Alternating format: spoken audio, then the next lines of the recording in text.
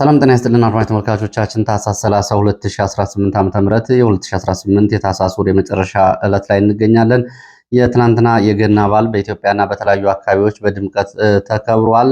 በዓሉን እያከበራችሁ አድማጭ ተመልካቾቻችን በዓሉ እንዴት ነበረ? እንዲሁም ደግሞ በዓሉን ዘግይታችሁ የምታከብሩና በሰዓት አቆጣጠር ወይም ደግሞ በስራ ምክንያት ዘግየት ብላችሁ በዓሉን የምታከብሩ ካላችሁ ዛሬም በድጋሚ እንኳን አደረሳችሁ ማለት እፈልጋለሁ። በዓሉ የሰላም የጤና እንዲሆንላችሁና ለከርሞም ከቤተሰቦቻችሁ ጋር በሰላም እንዲያደርሳችሁ ምኞቴን እገልጻለሁ። ከበዓል አከባበር ጋር በተያያዘ የተለያዩ አስተያየቶችና መረጃዎች እየወጡ ነው የሚገኙት። እንግዲህ በዓሉ በድምቀት ከሚከበርባቸው የኢትዮጵያ አካባቢዎች መካከል በሰሜን ኢትዮጵያ ላሊበላ፣ ቅዱስ ላሊበላ ከተማ የሚከበረው የገና በዓል እንግዲህ በሰላም መጠናቀቁን የሚገልጹ መረጃዎች ወጥተዋል። ከዛ ባሻገር ከበዓሉ ቀደም ብሎ ታህሳስ 28 በአዲስ አበባ መስቀል አደባባይ የተከበረውን እና በጋራ በርካታ የኦርቶዶክስ እምነት ተከታዮች በጋራ የአላፋት ዝማሬ በሚል በጸሎትና በምስጋና ያከበሩት እንግዲህ ትልቅ በዓል አለ እየተለመደ የመጣ። ከዚህ ጋር በተያያዘ እንግዲህ የተለያዩ አስተያየቶች ሲወጡ ለማየት ተችሏል።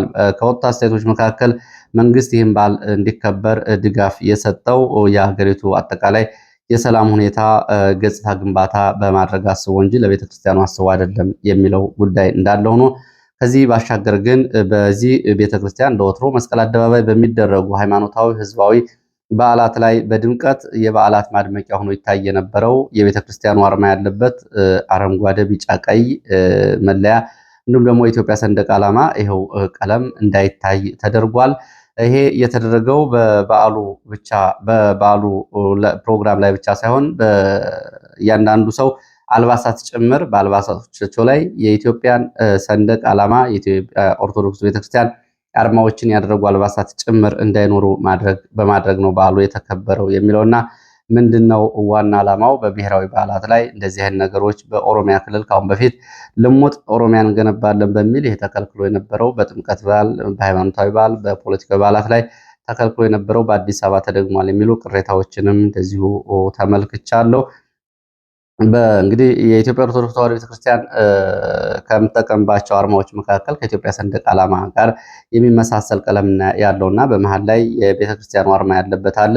ይህም በብዛት አለመታየቱ ያው እንግዲህ ከቀለሙ ጋር ያለውንና የተላለፈው መልእክትን በቤተክርስቲያን ደረጃ የፖለቲካዊ መልእክት ሳይሆን አይቀርም። ለወትሮ በአልባሳት ላይ ይታይ የነበረውም እንደዚሁ ይሄ ቀለም እንዳይኖር ተደርጓል የሚሉ ምልከታዎችም አሉ። ለማንኛውም ከዚህ ባሻገር ግን የኦርቶዶክስ እምነት ተከታዮች በዚህ በጋራ በመሆን ያከበሩት በዓል ግን በዓለም አቀፍ ደረጃ ራሱ ትልልቅ ሚዲያዎችን የወጡ ምስሎች ተጽዕኖ ፈጥረው ለማየት ተችሏል። ወደ ሌሎች መረጃዎች ሲሄድ አስተያየቶችን አድርሳችሁኛል፣ በእጅጉ አመሰግናለሁ። አስተያየቶቻችሁን በሌላ ሰዓት የምመለስባቸው ይሆናል። ጅቡቲ አካባቢ ያሉ ኢትዮጵያውያን እንደዚሁ ቅሬታ አቅርበዋል። በጅቡቲ የምኖር ኢትዮጵያውያን ከፍተኛ ጫና እየደረሰብን ነው፣ የሚመለከተው አካል ቢተባበረና ቢረዳን የሚል እንዲሁም ደግሞ በጅቡቲ ውስጥ አሁን በርካታ ኢትዮጵያውያን ስደተኞች በአስቸጋሪ ሁኔታ ውስጥ እንደሚገኙና ወደ የመንና ወደ ሳውዲ አረቢያ ለመሻገር በጅቡቲ ውስጥ ለበርካታ ወራት እየተጠባበቁ በደላላ በከባድ ችግር ውስጥ ያሉ መኖራቸውንም እንደዚሁ ገልጻችሁልኛል። የመን ውስጥ ያለውን ጦርነት ተከትሎ እንደዚሁ በየመን ውስጥም በርካታ ኢትዮጵያውያን ስደተኞች ወደ ሳውዲ አረቢያ ድንበር ለመግባት ባለመቻላቸው ከባድ ችግር ውስጥ ገብተዋል። ከኢትዮጵያ ስደተኞችም የየመን ታጣቂዎች እንደውም ተዋጊዎችን እየመለመሉ ነው የሚሉም እንደዚሁ አድርሳችሁኛል። ከጅቡቲ ያደርሳችሁኝ ነው፣ አመሰግናለሁ። በሌላ ጊዜ ሰፋ አድርጌ ፕሮግራሙን ለማድረስና ያለባችሁን ችግር ለመሸፈን እሞክራለሁ። በዚህ ሰዓት እንግዲህ የተለያዩ መረጃዎችን ይዣለሁ። ከያዝኳቸው መረጃዎች መካከል ትላንትና በተከበረው ገና ላይ የወታደራዊ አዛዦች እና ከፍተኛ የመከላከያ አዛዦች በተገኙበት ላይ አንድ ወታደራዊ አዛዥ ቀልድ መሰል መልእክት አስተላልፏል የሚል መረጃ ወጥቷል። ይህ ምንድነው? በሚቀጥለው ዓመት የገናን በዓል የምናከብረው በምንወደውና በምንናፍቀው ቀይ ባህር ይሆናል የሚል ንግግር ተናግሯል። ይህ ንግግር በወታደራዊ አመራሮቹ ዝግጅት ላይ ብቻ ሳይሆን አምባሳደሮች በተገኙበት ቦታም ተደግሟል የሚል መረጃ ወጥቷል። ይህንን ጨምሮ በተለያዩ አካባቢዎች ያሉ ዝርዝር የግንባር መረጃዎችን የማድረሳችሁ ይሆናል። በአማራ ክልል እየተደረጉ ባሉ ውጊያዎች ያለውን አሁን ሁኔታ በተመለከተ ዝርዝር መረጃ ይዣለሁ። ከወትሮ በተለየ ባለፉት 3 ቀናት በተለየ ሁኔታ ከፍተኛ የሆነ የድሮን የሰው አልባ አውሮፕላኖች ስምሪት ተደርጓል። የአየር ኃይል ስምሪቱ ምክንያቱ ምንድን ነው? መሬት ላይ ካለው የእግረኛ ሰራዊት ውጊያ አንጻር የሚለውን ጨምሮ ዝርዝር መረጃዎችን በዚህ ሰዓት ወደ እናንተ የማደርስ ይሆናል። ሰሞኑን ከባድ ውጊያ የተደረገባቸው የምዕራብ ወሎ ወረዳዎች አካባቢ እንዴት ነው ያለው አዲስ ነገር የሚለውንም ለዚሁ የሚጠብቁ ካላችሁ ተጨማሪ መረጃዎችን ይዣለው። ዝርዝሩን እየተከታተላችሁ አብራችሁ እንድትቆዩ ነው በአክብሮት የምጋብዛችሁ። ወደ መረጃዎቹ ነው የሚሄደው። ወደ መረጃዎቹ ሲሄድ የአየር ኃይል ስምሪትን የተመለከተ መረጃ ነው ያለው። በአማራ ክልል በተለያዩ አካባቢዎች አየር ኃይል ከፍተኛ ስምሪት አድርጓል። በተለይ ሰው አልባ ተዋጊ አውሮፕላኖች ወይም ድሮኖች ከፍተኛ ስምሪት ወስደው እንቅስቃሴ ያደረጉ መሆናቸውን የሚገልጹ መረጃዎች ናቸው ያሉት። ላለፉት 3 ቀናት በተለየ ሁኔታ ነው ከፍተኛ ስምሪት እየተወሰደው። ላለፉት 3 ተከታታይ ቀናት ከሌላው ጊዜ በተለየ ሁኔታ የሰው አልባ አውሮፕላን ድሮኖች ስምሪት ከፍተኛ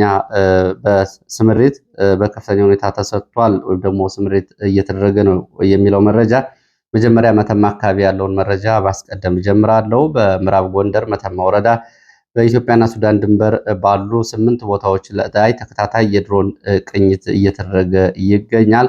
ታህሳስ 28 2018 ጀምሮ ለ2 ቀናት በመተማ ወረዳ እስከ ሱዳንና ምዕራብ አርማጭሆ አብርሃ ጅራ ድረስ ባሉት የኮሪደር የኢትዮጵያና ሱዳን ኮሪደር ቀጠናዎች ላይ ተከታታይ የድሮን አሰሳ ሲደረግ ነበር።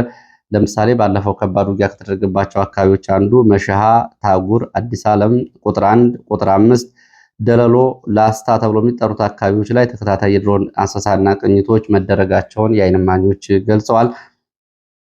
በመሻህና በአካባቢ የነበረው የመንግስት ኃይል መከላከያ፣ አድማ ብተና፣ ሚሊሻና ሰላም አስከባሪ ሙሉ በሙሉ እንዲወጣ ተደርጎ ነው ተከታታይ የድሮን አሰሳና ቅኝት እየተደረገ ያለው። ያው እንግዲህ የመከላከያ ራሱን እና ኃይሉን ተባባሪዎቹን ከአካባቢው ካስወጣ በኋላ የድሮን ስምሪትና የድሮን ቅኝት እያደረገ ያለው። ከዚህ ባሻገር በተለይ ኮሪደሩ ቁጥር 1፣ ቁጥር 5፣ አዲስ ዓለም እንደገና በፋኖ ተይዘዋል። እነዚህ በኢትዮጵያና ሱዳን ኮሪደር አካባቢ ያሉ ቦታዎች ናቸው። ይሄ በወታደራዊ ጠቀሜታቸው እጅግ የላቁ የሚባሉት የኢትዮጵያና የሱዳን ኮሪደር ቦታዎችን ለቆ የወጣው መከላከያ፣ አድማ ብተና፣ ሰላም አስከባሪና ሚሊሻ በፋኖ ቦታዎች ተመልሰው ሲያዙ፣ በአካባቢው ግን ከፍተኛ የሆነ የሰው አልባ አውሮፕላኖች ስምሪት ተደርጓል። ቋራ በተመሳሳይ ዚሁ ምዕራብ ጎንደር በቋራም በታህሳስ 27 2018 ተከታታይ ድሮን ጥቃት ተፈጽሟል። በድሮን ጥቃቱ በመኖሪያ ቤትና በሰው ላይ ጉዳት ደርሷል። የጉዳት መጠኑ በዝርዝር አልታወቀም። ከዚህ የቀጠለ ታህሳስ 28 ከሰዓት በኋላ ታህሳስ 27 ከሰዓት በኋላ ታህሳስ 28 ተከታታይ የድሮን አሰሳዎች ነበሩ። የድሮን ቅኝቱ ከቋራ ባሻገር ወደ ማዕከላዊ ጎንደር ሻውራና አለፋ ተከታታይ ቅኝቶች መደረጋቸውን የመረጃ ምንጮች ገልጸዋል። ቋራ ከተፈጸመው ጥቃቶች በሻውራም በመተማም እንዲሁም ደግሞ በቋራ በትላንትናው ላይ የተፈጸመ የድሮን ጥቃት የለም። ከፍተኛ የድሮን ስምሪት ቢኖርም ሌላው ባህር ዳር ከተማ ማዕከሉን አድርጎም እንደዚሁ በባህር ዳር ከተማና በአካባቢው ተከታታይ የድሮን ቅኝትና የድሮን አሰሳ መደረጉንም መረጃዎች ጠቁመዋል። ባህር ዳር ማዕከል አድርጎ ከባህር ዳር በቅርብ ርቀት ባሉ ቦታዎች ተከታታይ የድሮን ቅኝቶች ተደርገዋል። ከባህር ዳር ወደ አየር ማረፊያ ዘጌ እና አካባቢው ባሉ ቦታዎች ተከታታይ የድሮን ቅኝቶች ነበሩ። ከባህር ዳር ከተማ እንደዚሁ በስተደቡብ አቅጣጫም ወደ ጭስ አባይ እንደዚሁ የድሮን አሰሳና ቅኝት ነበረ። ከጭስ አባይ ደግሞ በስተምዕራብ በኩል ጎንጂ፣ ቆላላና አዴትን ጨምሮ በአካባቢው የድሮን ስምሪቶች ለ2 ቀናት መደረጋቸውን መረጃዎች ጠቁመዋል። የድሮን አሰሳና ቅኝቶቹ የተደረጉት ከማለዳ ጀምሮ እስከ ትላንትና ረፋድ 2 ሰዓት ተኩል ድረስ ነው። በሌላ ቀጠና እንደዚሁ በጮቄ ተራሮች ምዕራብ ጎጃምና ምስራቅ ጎጃም በሚያዋስኑ ወረዳዎችና ሰንሰለታማ ተራሮች እንዲሁም ደግሞ አዋሳኝ አካባቢዎችም ተከታታይ የድሮን ስምሪቶችና አሰሳዎች መኖራቸውን የወጡ መረጃዎች ያሳያሉ። በጮቄ ሰንሰለታማ ተራራው ቦታዎች እስከ ፍኖተ ሰላም ምዕራብ ጎጃም የተለያዩ ወረዳዎች፣ ደብረ ማርቆስ ዙሪያ ምስራቅ ጎጃም የተለያዩ ወረዳዎች ድረስ ለ2 ቀናት በተከታታይ የድሮን አሰሳና ቅኝቶች እየተደረጉ መሆናቸውን የወጡ መረጃዎች ያሳያሉ። ታህሳስ 27 እና ታህሳስ 28 ከማለዳ 11 ሰዓት ተኩል ጀምሮ በምዕራብ ጎጃም ሰከላ ወረዳ በተለያዩ ቀበሌዎች፣ ጃቢ ጠናን፣ ፍኖተ ሰላም ዙሪያ በተለያዩ ቀበሌዎች፣ ቡሬ እንደዚሁ በተለያዩ ቀበሌዎች፣ ምስራቅ ጎጃም ማቻከልና ደንበጫን በሚያዋስኑ የተለያዩ ቀበሌዎች እንዲሁም ደግሞ ማቻከል ወደ ጮቄ ተራሮች በሚወስዱ የተለያዩ አካባቢዎች፣ ደጋ ዳሞትና ደንበጫ አማካኝ አካባቢዎች ያካለለ የድሮን ቅኝትና አሰሳ መደረጉን የዓይን እማኞች ገልጸዋል። ታህሳስ 29 በትላንትናው ዕለት በገና ዕለት ማለት ነው ከአመሻሹ ወደ 2 ሰዓት ገደማ በምሽትም ድሮን ስምሪትና ቅኝት እየተደረገ ነው። ከ1 ሰዓት ከ45 ጀምሮ በተመሳሳይ ደጋዳሞት፣ ደንበጫ፣ ማቻከል በተለይ ከደብረ ኤልያስ ወደ ማቻከል፣ ደንበጫ አዋሳኝ በሆኑ ቦታዎች የድሮን ቅኝትና ስምሪቶች መኖራቸውን የዓይን እማኞች ገልጸዋል። በሌላ በኩል ወደ ወሎ ቀጠናም ስንሄድ በአምባሰል በታህሳስ 27 እስከ ታህሳስ 28 በአምባሰል ቀጠና በአምባሰል ተራሮች የድሮን ቅኝቶች ተደርገዋል። ከአምባሰል ተራሮች ባሻገር ወደ አማራ ሳይንትና ተንታ ወረሂምኖ ቀጠና በድሮን ቅኝቶች ተደርገዋል። ከቅኝት ባሻገር ተንታ ወረዳ ሳይንት አጅባር አቅራቢያ እንደዚሁ የድሮን ጥቃት ተፈጽሟል። ተንታ ታች ተንታ ተብሎ የሚጠራው ተንታ ሚካኤል 4 ጊዜ የድሮን ጥቃት ተፈጽሟል።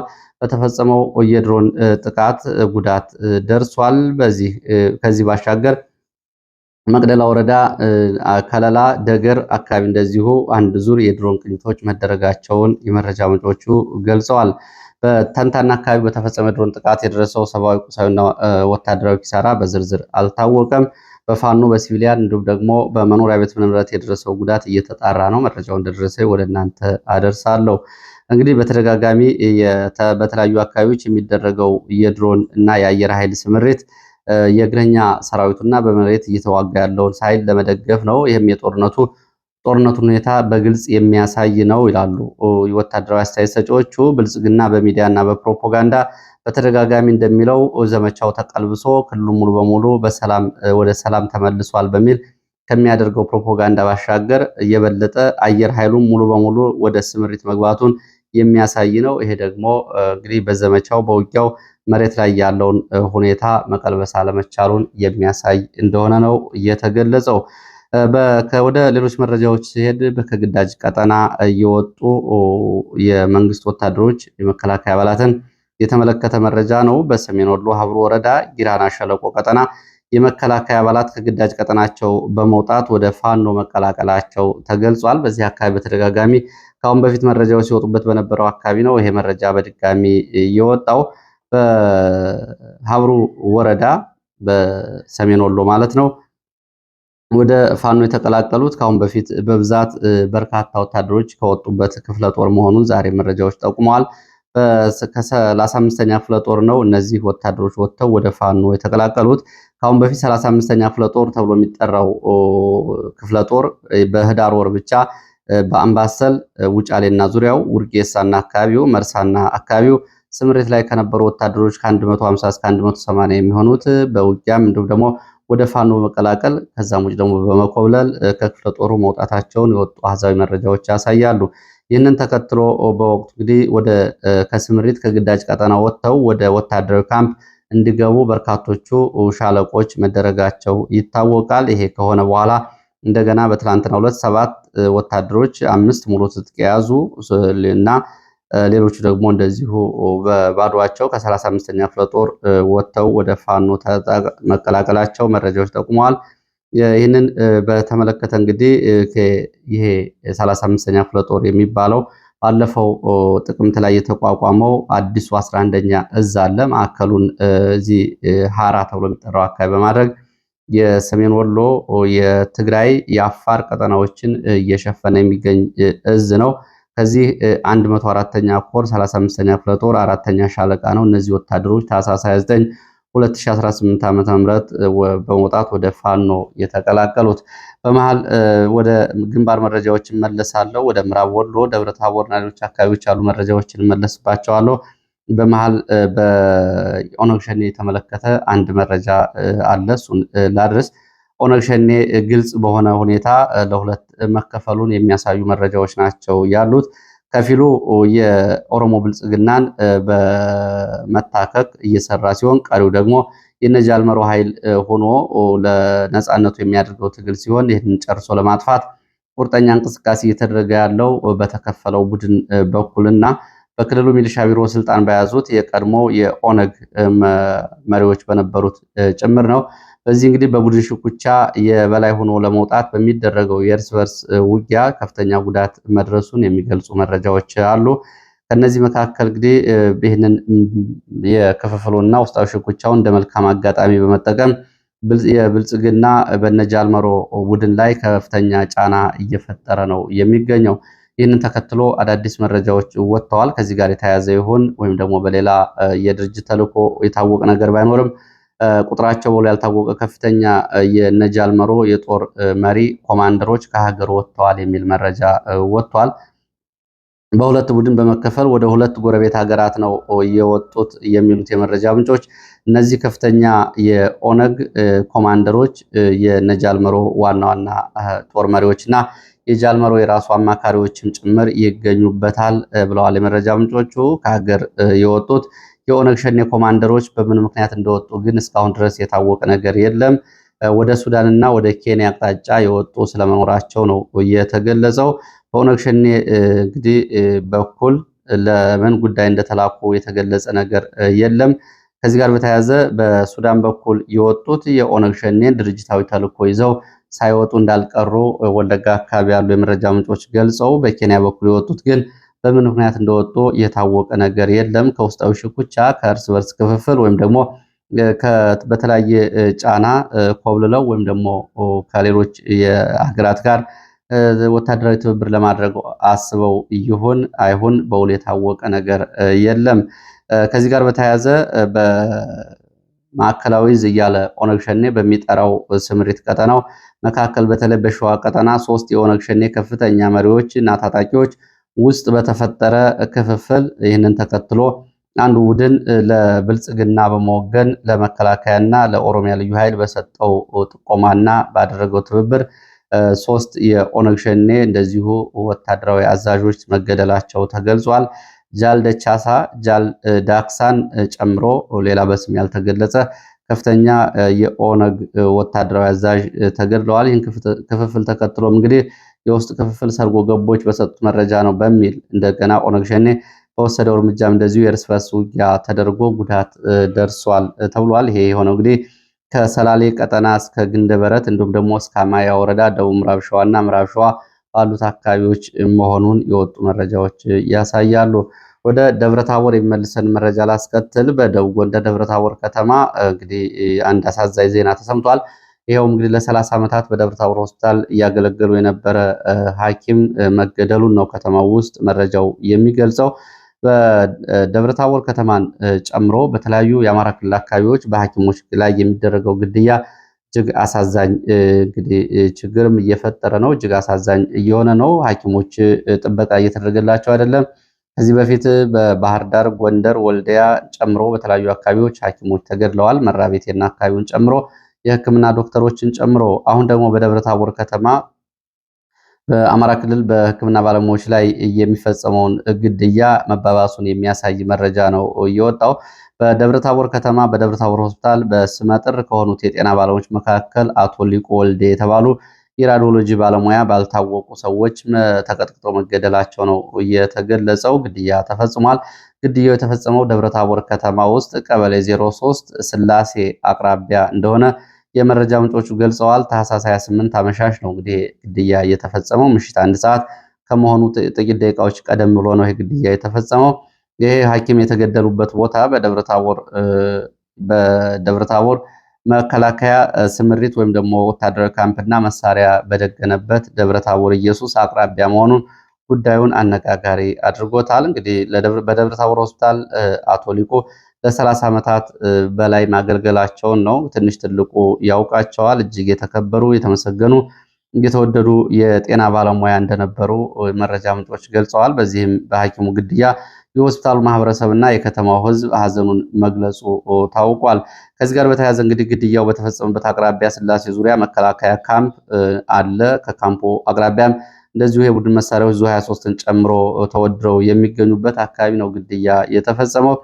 በደብረታቦር ከተማና በሌሎቹ ከተሞች አካባቢዎች ከሚሊሻ ከአድማ ብተና ከፖሊስ ከሰላም አስከባሪ ጋር የጥቅም ትስስር እየፈጠረ የወሮ ወላ ቡድን በየከተሞቹ መስፋፋቱን የሚገልጹ መረጃዎችም አብረው ወጥተዋል። ወደ ሌሎች መረጃዎች ሲሄድ ወደ ምዕራብ ወሎ የሚወስዱ መረጃዎችን የማስከትለው በደቡብ ወሎ ምዕራብ ቀጠናዎች ታህሳስ 28 ጀምሮ በተደረገው ከባድ ውጊያ እንግዲህ በርካታ ቦታዎች እና ወረዳዎች በፋኖ መያዛቸው ይታወቃል። ትላንትና ጀምሮ ደግሞ ወደየአካባቢዎቹ አዲስ ወታደራዊ ስምሪት እየተደረገ መሆኑና ወታደራዊ ስምሪት እንቅስቃሴ መኖሩ ነው የተገለጸው። ከደሴ ከደላንታ ወደ ተንታና መቅደላ፣ ከወረይሉና ከኮምቦልቻ ከመካነ ሰላም ወደ ከለላና ገነቴ ጊምባ፣ እንዲሁም ደግሞ ሳይንት አጅባር ትላንትናው ጀምሮ የእግረኛና መካናይዝድ ኃይል ስምሪት እየተደረገ መሆኑን ከአካባቢ የወጡ መረጃዎች ያሳያሉ። መቅደላና ተንታ፣ ከለላ ብዙ ወሳኝ ቦታዎች አሁንም በፋኖ ቁጥጥር ስር ናቸው የሚሉት የመረጃ ምንጮቹ፣ የወረዳው ዋና ከተሞች ግን ተመልሰው በመንግስት በመከላከያ እና በአድማ ብተና በሚሊሻ ተይዘዋል። መቅደላ ወረዳ በነበረው ውጊያ በተለይ ማሻ ከተማ አካባቢ ከ10 ሺህ በላይ ተተኳሽ ከሶስት ወታደራዊ መገናኛ ሬዲዮኖችን ጨምሮ ቁሳዊ ኪሳራ ሲደርስ እነዚህ 10 ሺህ ተተኳሾች እና 3 ሬዲዮ መገናኛዎች ወደ ፋኖች ገብተዋል። 5 ምርኮ ከ96 በላይ ሙትና ቁስለኛ ከቀላል እስከ ከባድ ማለት ነው። ይህንን ጨምሮ 25 የነፍስ ወከፍ መሳሪያዎች እና አንድ የቡድን መሳሪያ በፋኖች መግባቱን ከአካባቢ የወጡ መረጃዎች ያሳያሉ። መቅደላ ከእናተንታ ካለው መረጃ አንጻር በመቅደላ እናተንታ አዋሳኝ አካባቢዎችም ከባድ ውጊያ ትላንትና አመሻሹን 10 ሰዓት እስከ አመሻሹ 1 ሰዓት መደረጉን የሚገልጹ መረጃዎች ወጥተዋል። በተንታና መቅደላ ወረዳ አዋሳኝ ባሉ አካባቢዎች ከባድ ውጊያ የተደረገባቸው ቦታዎች አንደኛው አምባ ማርያም ተብሎ የሚጠራው ቦታ ሲሆን ሁለተኛው ደግሞ ገደራ ተብሎ የሚጠራ ቦታ ነው። በእነዚህ አካባቢዎች በተደረጉ ከባድ ውጊያዎች ከፍተኛ የሆነ ሰብአዊ፣ ቁሳዊ ጉዳት ደርሷል። በመካናይዝድና በእግረኛ ለሰዓታት ከተደረገው ውጊያ በኋላ መከላከያ አምባ ማርያምና እንደገና ደገር የሚባሉትን ቦታዎች መልሶ ስለመያዙ የሚገልጹት የመረጃ ምንጮች በውጊያው ከፍተኛ ጉዳት መድረሱን ገልጸዋል። መቅደላ ወረዳ ማሻ ከተማ ከ2 ቀናት በኋላ ዛሬም ተጨማሪ የሚሊሻና የመከላከያ አስከሬኖች መነሳታቸውን የከተማዋ የመረጃ ምንጮች ገልጸዋል። ማሻ ከተማ ገብርኤል ተራራ ተብሎ የሚጠራው አካባቢ ዛሬ የሚሊሻ አባላት አስከሬን መነሳቱን ሲገልጹ፣ ከማሻ ከተማ አቅራቢያ ደግሞ ቅብጢያ ተብሎ የሚጠራ አካባቢ እንደዚሁ 5 የመከላከያ አባላት አስክሬን ዛሬ መነሳቱን መረጃዎቹ ጠቁመዋል። እንግዲህ ወድቆ ተገኝቶ ከ3 ቀናት ውጊያ በኋላ ዛሬ መገኘቱን ገልጸዋል። በዚህ አካባቢ ያለው ሁኔታ እየተከታተልኩ ወደ እናንተ አደርሳለሁ። ወደ ሌሎች መረጃዎች ሲሄድ ለወታደራዊ አዛዦች በተዘጋጀ የገና በዓል ዝግጅት ላይ አንድ ከፍተኛ ወታደራዊ አዛዥ ቀጣይ ዓመት ይሄ የምትመለከቱት ወታደራዊ አዛዥ እስከነማረጉ የገና በዓልን በታሪካዊው ባህር በርና ቀይ ባህር አሰብ ላይ እናከብራለን የሚል ንግግር መናገራቸውን ተሰምቷል። ወታደራዊ አዛዦቹ በዝግጅቱ ላይ እንግዲህ ከውጭም ከውስጥም ሁሉም ነገር አልቋል የሚል ንግግር ተናግሯል የተባለው ወታደራዊ አዛዥ በቅደም ተከተል መሆን ያለበት እና እየተከወነ ነው። ከፊሎቻችሁ ታውቁታላችሁ፣ ሌሎቻችሁ ደግሞ ጊዜው ሲደርስ ይነገራችኋል፣ ይገለጥላችኋል የሚል ንግግርም ጨምረዋል ነው የተባለው። እንግዲህ በገና በዓል ላይ ወታደራዊ አዛዦች በተገኙበት እንዲሁ በቃ ዝም ብሎ የተነገረ ንግግር አይደለም የሚሉት የመረጃ ምንጮች፣ ይህ ንግግር በተመሳሳይ አምባሳደሮች በተገኙበትና እንደዚሁም ደግሞ ተጋባዥ እንግዶች በተገኙበት ቦታም በአምባሳደሮች በሚቀጥለው ዓመት የገና በዓል በአሰብ ታከብራላችሁ የሚል ንግግርም እንደዚሁ አንድ ጡረታ ላይ ያለ የመንግስት የብልጽግና ደጋፊ የሆነ አምባሳደር መናገሩንም መረጃ ምንጮቹ ገልጸዋል። እነዚህ እንግዲህ ምን እየሆነ እንደሆነና በመደበኛው በቀጥታም ሆነ በተዘዋዋሪ የሚነገሩ ንግግሮች ወደ የት እየሄዱ ነው? ከዚህ ጋር በተያያዘ ባለፈው የወጣው ካርታ አለ። እሱን ካርታ መሰረት ያደረጉ ንግግሮች እየተላለፉ መሆናቸው ነው። እንግዲህ ሁሉም ነገር በቅደም ተከተል እየተከወነ ነው፣ ከውጭም ከውስጥም የሚል ንግግር ተጨምሮበታል ነው የተባለው። ወደ ሌሎች አፍሪካ ቀንድ መረጃዎቻችን ስንሄድ ሱዳንና እንዲሁም ደግሞ ሞቃዲሾን የተመለከቱ 2 መረጃዎችን ወደ እናንተ አደርሳለሁ። አፍሪካ ቀንድ ሞቃዲሾ የአፍሪካ ህብረት አስቸኳይ ስብሰባ እንዲቀመጥ ሞቃዲሾ ጠርታለች። እስራኤል ለሶማሌላንድ የሰጠችውን እውቅና ህብረቱ ውድቅ እንዲያደርግ ነው ሞቃዲሾ ወይም ደግሞ ሶማሊያ የተማጸነች የምትገኘው። የሞቃዲሾ የውጭ ጉዳይ ሚኒስትር አብዲ አሊ የህብረቱ አፍሪካ ህብረት ማለታቸው ነው እስራኤል ለሶማሌላንድ የሰጠችውን እውቅና ሙሉ በሙሉ ውድቅ እንዲያደርግ ሞቃዲሾ ትፈልጋለች ብለዋል። የእስራኤል እርምጃ የሶማሌ የሞቃዲሾን ህገ መንግስት፣ የአፍሪካ ህብረት መመስረቻ ቻርተርን እንዲሁም ደግሞ ሌሎች ዓለም አቀፍ ህግጋትና የሀገሪቱን ሉዓላዊነት የጣሰና ድንበር እያለፈ አንድ የውጭ ሀገር በአፍሪካ ህብረት አባል ሀገራት ላይ ጣልቃ በመግባት ሉዓላዊነቱን የጣሰበት ውሳኔ ነው ሲል የእስራኤልን እውቅና መስጠት ለሶማሌላንድ ኮንኗል። እንግዲህ ይህንን ተከትሎ እስራኤል የሰጠችው ውሳኔ ቀይ ባህር፣ የአፍሪካ ቀንድ፣ ባህረ ሰላጤውን ጨምሮ ከባድ አለመረጋጋትና ቀጠናውን ለሽብርተኞች መሰማሪያ የሚያደርግ ነው ሲሉ አብዲ አሊ ሚኒስትሩ ይህንን ተናግረዋል። ወደ ሱዳን የሚወስደን መረጃ ሳስከትል በሱዳን ከጀነራል አልቡርሃን የወጡ 17 የጦር መሪዎች አይኤንኦ የሚባል ኢስላሚክ ናሽናል አይኤንኤፍ የሚባል ኢስላሚክ ናሽናል ፎርስ የተባለ ቡድን መቀላቀላቸው ተገልጿል።